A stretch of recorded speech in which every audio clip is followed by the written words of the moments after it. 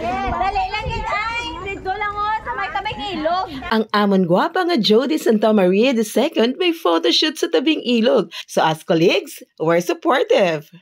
Hello everyone! After a fun-filled Friday of prizes and surprises, we maximize our Teachers' Day celebration with food.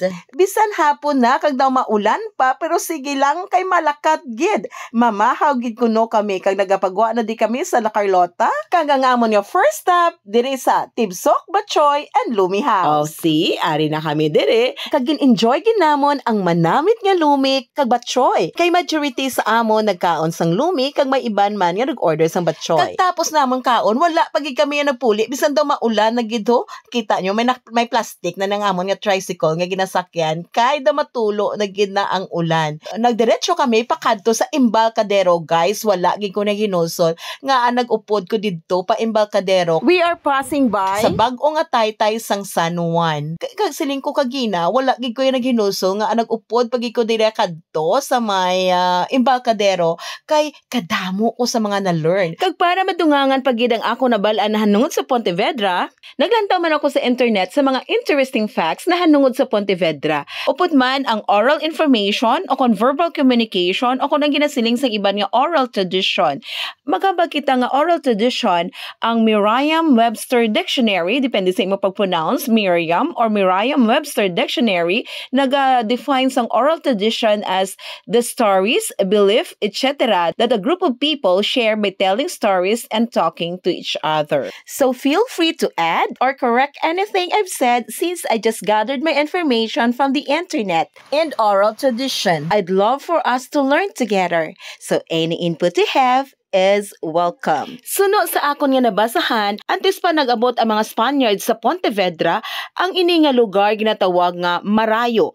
Ang Marayo is an old Ilonggo or Karaya term nga buot sing ganon far away place. Tungod kung maglantaw ikaw gikan sa isla sang Guimaras o kon Panay, layo ini siya lang tawon nga lugar. It is a distant place. Tungod pagid nga wala sang mas lasig nga form of transportation then, magluwas lamang sa mga sailboats. Tungod sa mas bakod nga influensya sang mga Spaniards, ang term nga Marayo sa ulihi na replaced ini sa ngalan nga Pontevedra. Ang mga settlers nga nagkadto diri sa Marayo are skillful in fishing, hunting, agriculture, trade, and even sa pagbarter. Ang mga Spaniards nga nakalampot diri sa Marayo, gusto nila nga madumduman ang ilang land of birth bisan pa ang ilang mga loved ones left behind. So they named this place Pontevedra after Pontevedra, Spain. Ang Pontevedra isa ka matahom nga lugar dito sa Galicia region ng Spain. In the year 1856, by the virtue of Spanish decree, ang Pontevedra was declared as a pueblo. By the way, guys, kung inyo natulupang dan nakalabay na kita sa may Pontevedra Public Market.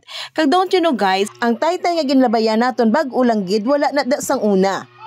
So now, kapaliko na kita dire sa may Embarcaderos. Hambal sang kilala ko nga taga Embarcaderos, hindi ka di kuno maka-star sang una sa Embarcadero kung hindi ka tao sang sentral. Ang ginanamin niya nga sentral, amo ang formerly known as Central Azocarrera de La Carlota. Sang una, according sa iya, there was no potable water dire sa may Embarcadero. Ang ginahimo tungod mga tao dire, mga tinaw sang Central Azocarrera de La Carlota, may bago na dire nga nagadulong sang tubig. So kung kapadulong na gani ang bagon nga may dalas ng tubig, ang mga tao mansigpagwa na manadayon kag plastar sang ilang nga mga water containers. So sa pagsulod gid nimo diri sa Embarcadero, matulupang dan mo gid ang dako-dako nga puno sang lunok. O pamati bala kun ano ka manol ang kalabanan sa amon, hindi matanan po kalabanan kami manol gid, mati bala.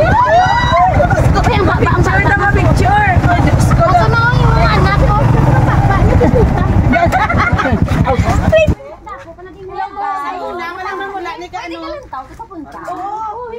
Wala na sa may matiyaw sa. Wala ka paligo.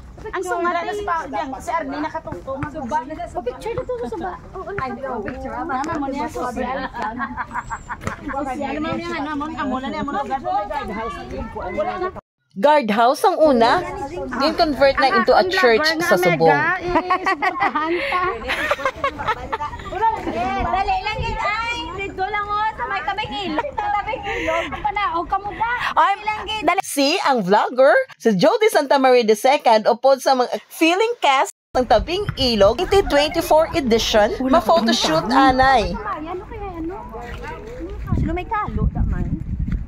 Wala ito dala kalaw. Saka wala na init. Para design lang yan sa imo, ano diskarte. Ato, oh my God, dapat. Ay, katahong-tahong dali. Ma'am!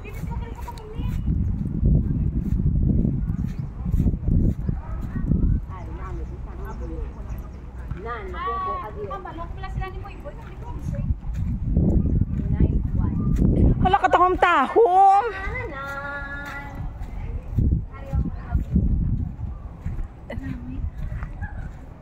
Ayan, ring of view, pero.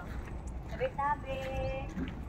Rent kubo, 250. Mas nami pa niya yung selfie. Siya ako cellphone. Ano sa akin? Sa iya original. Ay, dako. Ari na sa una, binigyan sa una sa mga saklakyan. Pero susunod ang pinan sa yan. Sa Embarcadero.